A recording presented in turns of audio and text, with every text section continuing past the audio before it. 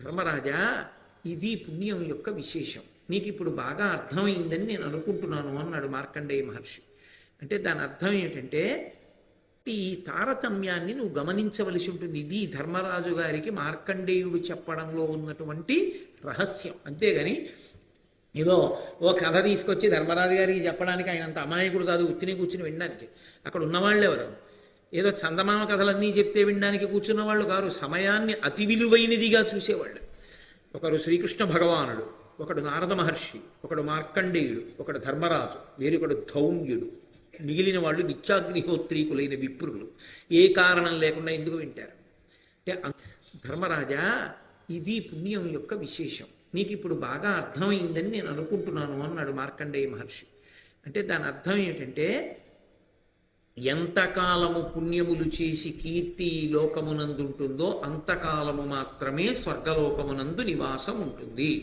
కాబట్టి స్వర్గలోకాన్ని అపేక్షించడం కన్నా దాన్ని చిత్తశుద్ధి కొరకు ఈశ్వరుడు నన్ను అనుగ్రహించాలని కోరుకుంటే, మళ్ళీ పుట్టడం, మళ్ళీ చావడం, ఈ సుఖదుఖాలు అనుభవించడం, ఈ గొడవ అనేటటువంటివి లేకుండా ఉండగలుగుతాడు.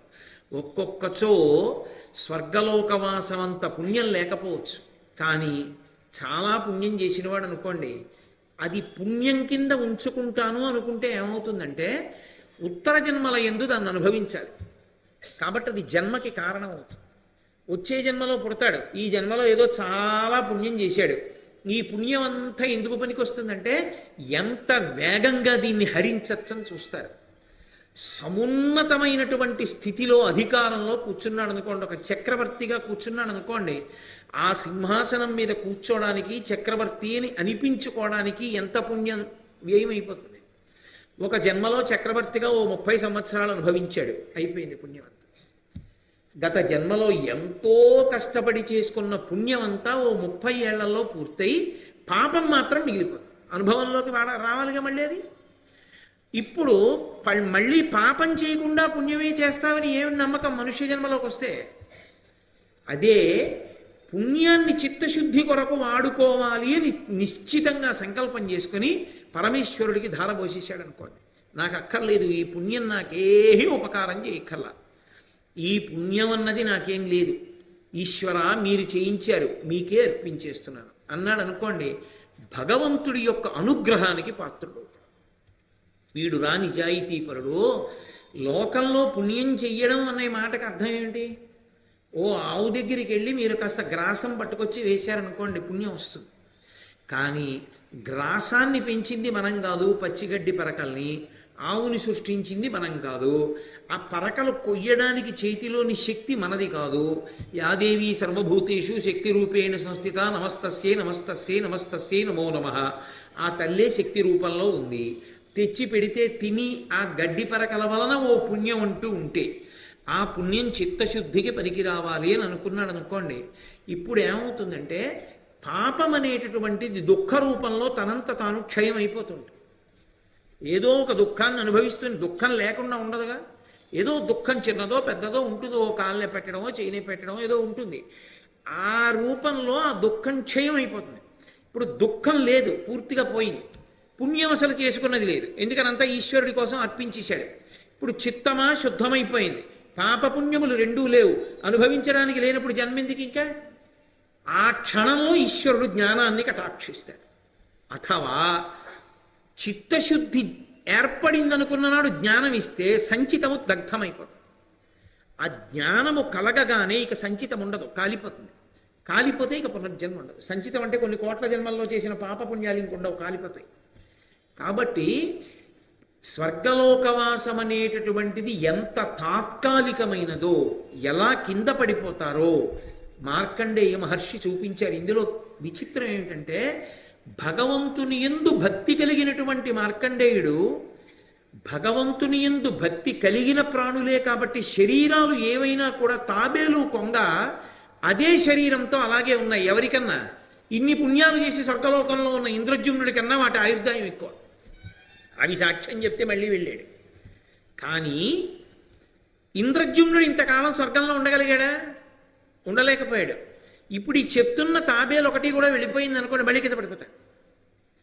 కాబట్టి ధర్మరాజా, పుణ్యం అనేటటువంటిది కేవలముగా అనుభవైక వేద్యము కొరకే చేసుకుందాం అనుకోవడం అంత ఉపయుక్తమైన విషయం కాదు. ఆ పుణ్యాన్ని చిత్తశుద్ధి కొరకు ఉపకరణంగా వాడుకున్న వాడెవడో వాడు ధన్యుడు సుమా. అందుకని మనిషి జీవితంలో ఆ క్రమానికి క్రమంగా అలవాటు పడడం అనేటటువంటి దానికి ఒక కోరిక ఉంటే తప్ప ఆ అలవాటు పడడం. మీరు ఒక్కటి గమనించండి, ఎప్పుడో అప్పుడు ఎవరో ఒకడు ఒక ప్రశ్న వేసుకుంటాడు. ఎవడు ఆ ప్రశ్న వేసుకున్నాడో దాని జవాబు కోసం అన్వేషించాడో, అన్వేషించి బాగా సత్యాన్ని మనసులో ఉంచుకున్నాడో, వేదాన్ని ఆధారంగా తీసుకున్నాడో వాడొక్కడే ఆ దిశలో ప్రయాణం చేయగలడు. మిగిలిన వాళ్ళకి సాధ్యం కాదు ఆ ప్రయాణం. ఎవరికి అది సాధ్యం అవుతుందంటే చూడండి, ప్రయాణం చేసేవాళ్ళు ఉంటారు. అస్తమానం ఏదో ఊరిళ్ళి వచ్చి చేశారనుకోండి. గత సంవత్సరం నేను అలాగే తిరిగి ఎప్పటికి ఉన్న ఊళ్ళో ఉండడం, ఈ డైరీ తీస్తే ఎప్పుడూ ఇంకో ఊళ్ళో ఉపన్యాసాలే, రాను 2 రోజులు పెట్టి సర్దుకోను మళ్ళీ పెడుతుండడం, ఎప్పటికి ఉన్న ఊళ్ళో ఉండడం అనిపించేది. అలా జీవుడికి ప్రయాణం మీద విసుగు రావాలి ఎప్పుడప్పుడు. ఎన్నాళ్ళు ఇంకా ఏ శరీరం అయితే ఏమిటి, ఆకలి, పొట్ట పోసుకోవాలి, నిద్ర, పడుకోవాలి, మైథునము, సంతానాన్ని కనాలి, జర, వృద్ధాప్యాన్ని పొందాలి, మరణము, పుచ్చుకున్న శరీరాన్ని వదిలిపెట్టాలి, అదెంత బాధో మళ్ళీ కొత్త శరీరంలోకి ప్రవేశించడం అంత బాధ. ఏ అమ్మ కడుపులోనైతేనే ఆ కటిక చీకట్లో పడి ఉండాలి, బయటికి రావాలి, అక్కడి నుంచి మళ్ళీ పెరగాలి. ఇలా ఎన్ని తిరిగాను ఎన్నాళ్ళు ఇలా తిరగను. ఇక ఇలా తిరగవలసిన అవసరం లేకుండా ఈ శరీరం అన్న దానిలోకి రాకుండా హాయిగా ప్రశాంతంగా ఆనందంగా నేను నిలబడిపోయే రోజు ఇప్పుడు అన్న ప్రశ్న ఎవరైనా వేసుకుని దాని జవాబు కోసం పరితపించాడనుకోండి, వాడికి ఇది అత్యంత ఉపయుక్తమవుతుంది. ఇక తిరగద్దు అనుకున్న వాడికి చిత్తశుద్ధి మీద వాంఛ కలుగుతుంది.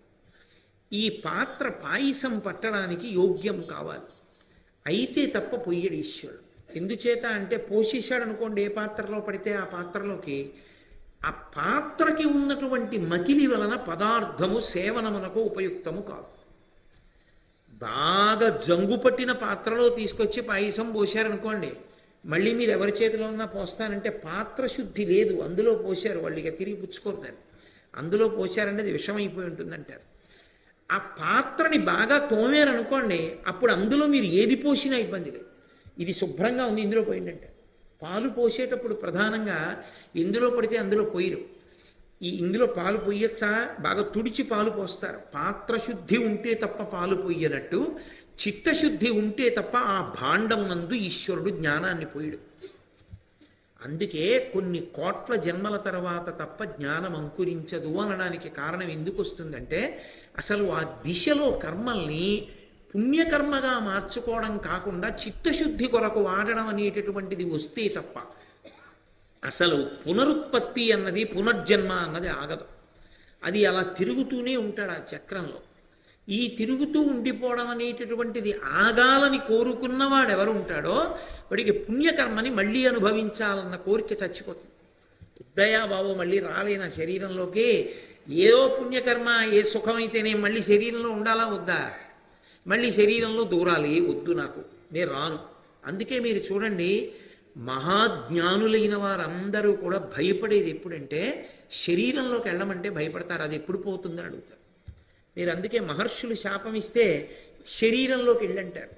ఆయన ఏదో జ్ఞానంలో ఉంటాడు, హాయిగా ఆత్మగా ఉంటాడు, ఎక్కడో ఏదో ప్రారంధం తప్పు జరుగుతుంది, నువ్వు బలన శరీరంలోకి వెళ్ళంటారు, అది ఎప్పుడు పోతుందంటే, నాకు ఎప్పుడు శాప విమోచనం, ఆ శరీరం ఎప్పుడు పోతుందంటే.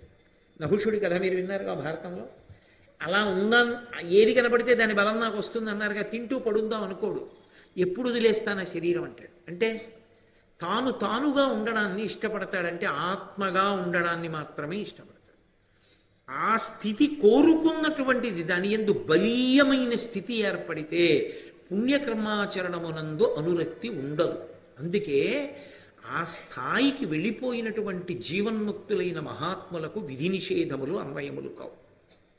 విధి నిషేధం అంటే ఇలా ఉండాలన్నది అన్వయం అవదు, ఇలా ఉండకూడదన్నది అన్వయం. ఎందుకంటే వాళ్ళు ఇంకా అన్నీ వదిలిపెట్టేసి ఆత్మగా నిలబడిపోయి ఉండిపోతాడు ఆ జీవన్ముక్తుడు. కాబట్టి ఓ ధర్మరాజా, ఈ విషయాన్ని నువ్వు గ్రహించిన నాడు పుణ్యమో పుణ్యమో అని వెంపర్లాడడం ఎంత తేలికగా అది హరించుకుపోతుందో, ఎలా పడిపోతూ ఉంటాడో, ఎలా పైకి వెళ్తూ ఉంటాడో గమనించావుగా. వెతుక్కుని వచ్చాడు, అడిగాడు, వెళ్ళాడు, మళ్ళీ ఎన్నాళ్ళు ఉంటాడు? మళ్ళీ తోసేస్తారుగా ఎప్పుడప్పుడు, మళ్ళీ పడిపోతాడు. కాబట్టి ఉపాధి ఏది అన్న దాంతో సంబంధం లేదు తరించడానికి. మీరు అదొకటి బాగా గుర్తుపెట్టుకోవాల్సి ఉంటుంది. ఇది ఒక తొడుగు అంతే.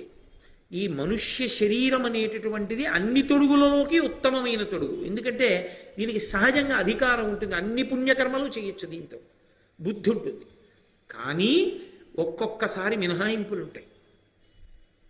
మిగిలిన తొడుగుల్లో కూడా అంతకన్నా మహాజ్ఞానులు ఆ తొడుగుల్లో ఉంటూ ఉంటారు. అందుకే మీకు ఎక్కడ కనపడదు. ఒక్క సనాతన ధర్మంలో మాత్రం జంతు శరీరములలో ఉన్నటువంటి వాళ్ళు అద్భుతమైన సభలలో నిలబడి ఉంటారు. కనక సభ అని చిదంబరంలో ఉంటుంది. అందులో ప్రతిరోజు ప్రదోష వేళలో పరమశివుడు తాండవ నృత్యం చేస్తాడు. అక్కడ నటరాజుగా ఉంటాడు. ఆయన నటరాజుగా ఉన్నప్పుడు కింద పాము శరీరం, పైన మనిషి ముఖం, పతంజలి నిలబడి ఉంటాడు. వ్యాఘ్రపాదుడు అని కింద పెద్ద పులి శరీరం, పైన మనిషి యొక్క తల, ఒక పక్క వ్యాఘ్రపాదుడు నిలబడతాడు. ఒక పెద్ద పులి, ఒక పాము రెండు క్రౌర్యానికి ప్రతీకలు. వెంటబడి పీకేస్తాయి, పగపట్టి వెంటబడి కరుస్తుంది పాము. అంత చంచలంగా పారిపోయి కరిచేటటువంటి పాము సంగీతం విందంటే పోను అనుకోవచ్చు, నృత్యాన్ని ఇలా పైకి లేచి వింటుంటుంది. మీరు ఎప్పుడైనా నటరాజ సభ చిత్రాన్ని చూశారో లేదో, ఇప్పటికీ కాంచీపురం వెడితే ఏకాంబరేశ్వర సన్నిధానంలోకి వచ్చాక నటరాజస్వామి దేవాలయంలోకి వెడితే కొంచెం మీరు పట్టి చూస్తే నటరాజస్వామి వెనకాతల ఉంటుంది కనక సభ. అద్భుతమైనటువంటి మూర్తి గీసి ఉంటుంది, గోడంతా కూడా. అందులో కనపడతారు వ్యాఘ్రపాదుడు, పతంజలి. పాము పులి కదలకుండా నిలబడ్డాయి, అంగీకరించారు, వాళ్ళిద్దరిని ఉండమన్నారు సభలో. ఒక్కొక్కసారి ఉపాధి సంబంధం ఉండదు, ఉండకుండా లోపల ఉన్న జీవుడంతటి మహాత్ముడు అందులో ఉంటాడు. నహుషుడు పూర్వజన్మ జ్ఞానంతో కొండ చిలువలో లేడు నిన్న భారతంలో. మనుష్య భాషను అర్థం చేసుకుని మాట్లాడగలిగినటువంటి పుణ్యకర్మ కలిగిన దీర్ఘాయుష్మంతులైనటువంటి ప్రాణులుగా తాబేలు కొంగలేవు. అందుకనే శంకర భగవత్పాదులు మాట అంటారు, వటుర్వాగి నరత్వం దేవత్వం నగవన మృగత్వం మశకత పశుత్వం కీటత్వం భవతు విహగత్వాది జననం సదా తత్పాదాబ్జ స్మరణ పరమానందలహరి విహారాసక్తం చేద్రు దయమిహ కింతేన వపుషా అన్నారు. శరీరంతో ఏముందయా పరమేశ్వర, లోపల ఉన్న జీవుడు భక్తుడైతే ఏ శరీరంలో ఉన్నా అదృష్టవంతుడే. సాలెపురుగు, ఏనుగు, పాము పరమేశ్వరుణ్ణి సేవించలా? ఓ కొండ భద్రాచలం రామచంద్ర ప్రభువుని సేవించి తన తల మీద పెట్టుకోవాలా? కాబట్టి అందుకే కదూ దూర్జటి అంటాడు, ఏ వేదంబు పఠించే లూత భుజగం వేశాస్త్రములు చూచే తానీ విద్యాభ్యాసమనర్చె కరి చెంచే మంత్రమూహించే బోధావిర్భావ నిధానముల్ చదువులయ్యా కాదు మీ పాద సంసేవాసక్తియ కాక జంతుతతికిన్ శ్రీకాళహస్తీశ్వర అంటాడు. అందుకే స్వర్గనరకముల కన్నా ఏ భయము లేకుండా సంతోషంగా ఉంచగలిగినది రెండవది ఇది అంటే భగవద్భక్తి. ఆ భగవద్భక్తి ఉన్నవాడికి ఏది ఉన్నా ఏది పోయినా సంతోషం. అందుకే ఆ ప్రహ్లాదుడు అంటాడు, నీ పాదకమలంబు నియతిగొల్చిన దాన్ని చేరునే సురరాజ భోగపరత చెవులు వినరావు చిత్తంబు చిక్కుపడును సేవలన్నయు మరచు నీ మహిమమాన్పి మేలు చేసితివి నీ మేర మీటి సూపి అంటాడు. ఎందుకయా దిక్కుమాలిన అధికారాలు? గర్వంతో ఇంతటి వాణ్ణి అన్న అహంకారంతో కళ్ళు కనపడవు, చెవులు వినపడవు, భగవత్ సేవ చేయడానికి సమయం సరిపోదు. ఏమిటి ధరించుకున్నట్టు? వద్దయ్యా, నాకు ఆ ఐశ్వర్యాలు వద్దు, నాకు ఆ పదవులు వద్దు, హాయిగా ఇలా ఉండని ఉంటే చిత్తం నీ మీద పెట్టుకోవడానికి అవకాశం ఉంటుందంటే ఏదైనా పరమేశ్వరుడు ఉన్నాడంటే. కాబట్టి వాడికి ఏమిటి లోటు? ఎప్పుడూ సంతోషంగా ఉంటాడు. భగవద్భక్తి సరి అయినటువంటి పరిష్కారం. రెండవది చిత్తశుద్ధి కొరకు పుణ్యకర్మాచరణము కొంచెం పై స్థాయిలో నిలబడగలిగితే, అథవా తేలికైన మార్గం ఆ భక్తి. ఎందుకు చేశారండి? పుణ్యం కోసం కాదండి, చేయకుండా ఉండలేక. పక్క ఆయన పేపర్ చదివి పక్కనెట్టాడు, ఒకసారి ఇస్తారేంటి చదువుతానన్నాడు. ఏమీ లేదండి వాళ్ళ పేపర్లో. ఒక్కసారి అదే నేను తెలుసుకుంటానని చదువుతున్నాడు. ఎందుకు ఆయన చెప్పాడుగా ఏమీ లేదని నువ్వెందుకు చదవడం అంటే నువ్వు గంట చదివేసి అవునండో ఏమీ లేదని కూర్చోవాలి. ఆయన చెప్తే నమ్మకుండా ఏమీ లేదు అందులో తెలుసుకోవడానికి పేపర్ చదువుకున్నట్టు రోజు భగవంతుని యొక్క కార్యం చేయకుండా ఉండలేక భగవత్ కార్యం చేస్తున్నాడు. ఎందుకయా పూజ చేస్తావు చేయకుండా ఉండలేక, ఎందుకయా భారతం చదువుకుంటున్నావు చదువుకోకుండా ఉండలేక. అంతేగానే భారతం చదువుకుంటే పుణ్యం వచ్చేస్తుందని కాదు. ఆ భారతం జరిగితే కాసేపు భగవంతుడి గురించి జరిగితే నాకు అదో సంతోషం. ఒకడికి కొడుకుని చూస్తే సంతోషం, ఒకడికి కూతుర్ని చూస్తే సంతోషం, ఒకడికి మనవాణ్ణి చూస్తే సంతోషం, ఒకడికి భారతం చదువుకుంటే సంతోషం. ఎవడ అదృష్టాన్ని బట్టి వాడికి సంతోషం. కాబట్టి ఆ భగవద్భక్తి శాశ్వతమైనటువంటి ఆస్తి. కాబట్టి ఈ తారతమ్యాన్ని నువ్వు గమనించవలసి ఉంటుంది. ఇది ధర్మరాజు గారికి మార్కండేయుడు చెప్పడంలో ఉన్నటువంటి రహస్యం. అంతేగాని ఏదో ఓ కథ తీసుకొచ్చి ధర్మరాజు గారికి చెప్పడానికి ఆయన అంత అమాయకుడు కాదు, ఉత్తిని కూర్చుని వినడానికి. అక్కడ ఉన్నవాళ్ళు ఎవరు?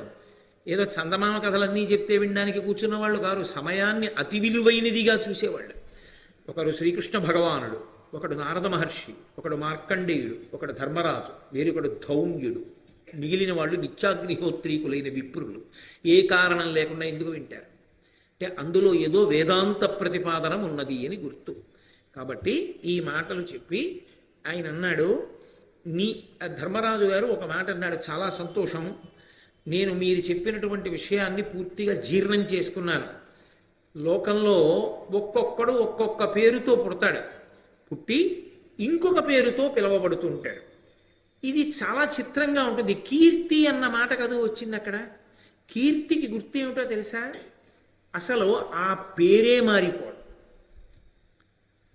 మీకు నేను ఒక ఉదాహరణ చెప్పాలి అంటే, రామచంద్ర ప్రభువు పుట్టినటువంటి వంశం ఇక్ష్వాకు వంశం. దానికి వంశకర్త ఇక్ష్వాకు, అందుకని ఇక్ష్వాకు వంశం. కానీ తరువాతి కాలంలో ఏమైపోయిందంటే దాన్ని ఇంకా కొంతమంది పేర్ల మీద పిలిచారు. కాకుత్సుడు అని ఒక రాజు పుట్టాడు, అందులో కాకుత్స వంశం అని పిలిచారు. అందరికన్నా గొప్పవాడిగా పిలవబడిన వాడు రఘుమహారాజు, అందుకని రఘువంశం అని పిలిచారు. రఘువంశము అంటే రాముడు పుట్టాడని కాదు, రఘువు పుట్టాడు కనుక. ఇక్ష్వాకు వంశానికి రఘువంశం అని పేరు ఎందుకు వచ్చింది అంటే రఘువు పుట్టాడు కనుక. అసలు వంశకర్త కన్నా ఈయన పేరు పెద్దదైంది అంటే శాశ్వత కీర్తికి గుర్తది, తిరుగులేని కీర్తి అనమాట. అసలు ఆ పేరే వంశమే ఆయన పేరు మీదకి వెళ్ళిపోతుంది. అలా పేరే మారిపోయిన వాళ్ళు కొంతమంది ఉన్నారు. అవి చాలా చాలా గొప్ప విశేషాలు. అది సామాన్యమైనటువంటి విషయంతో వచ్చేటటువంటిది కాదు. అవి ఏదో జీవితాంతం మంచి పనులు చేస్తే వచ్చేవి కావు. అసలు ఎవరూ ఎప్పుడూ ఊహించలేని గొప్ప పని ఒకటి చేస్తే అలా మారిపోతుంది. అది ఒక్కటే అవ్వచ్చు, కానీ ఆ పని అటువంటిది. రఘువు పేరు మీదకి ఎందుకు మారింది ఆ వంశం అని అడిగారు. కాళిదాస మహాకవి రఘువంశ మహాకావ్యంలో అంటాడు, త్యాగాయ సమృతార్థానాం సత్యాయ మితభాషిణాం యశసే విజిగీషూణాం ప్రజాయై గృహమీధినాం. అందుకు మారిపోయింది అన్నాడు. త్యాగాయ సమృతార్థానాం. రఘుమహారాజు గారు ఎంతో ఐశ్వర్యాన్ని సంపాదించాడు. దేనికోసం అంటే దానం చేసేది. సత్యాయ మితభాషిణాం, ఎక్కువ మాట్లాడేవాడు కాదు. చేతకాక కాదు, ఎక్కువ మాట్లాడితే అబద్ధం ఎక్కడైనా మాట్లాడవలసి వస్తుంది. యశసే విజిగీషూణాం, దండయాత్ర చేసేవాడు క్రౌర్యంతోట, కీర్తి కోసం. ఎందుకని? యశమునందనురక్తియు ప్రకృతి సిద్ధ గుణంబులు సజ్జనాళికి. కీర్తి ఉండాలని కోరుకోవడం సజ్జనుడి యొక్క లక్షణం. కాబట్టి కీర్తి కొరకు దండయాత్ర చేసేవాడు. ప్రజాయి గృహమేధినాం, సంసారమునందు భార్యతో ఉన్నాడు. దేని కొరకు?